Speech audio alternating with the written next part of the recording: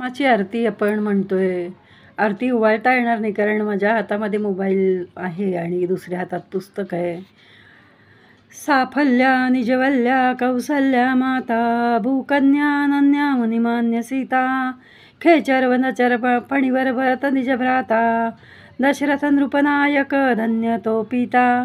जय देव जय रघुकुल टिळका आरती उवाळू त्रिभुवन नायका. जय देव आचार्या गुरुवर्या कार्याचे फळ रविकुल मंडन खंडन संसार मूळ सुरवर मुनिवर किन्नर ध्याती सकळ धन्य तो निजदास भक्त प्रेमळ.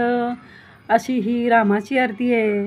आणि रामाच्या आरतीबरोबर आपण जे रामनाम घेणार आहोत त्या रामनाम घेण्याने मोक्षपद कसं मिळतं त्याचं मोक्षप्राप्तीचे रहस्य आपण महाराजांच्या नित्यनैमित्तिक पुस्तकातलं आपण पाहूया. ते पुढच्या व्हिडिओमध्ये पाहूया.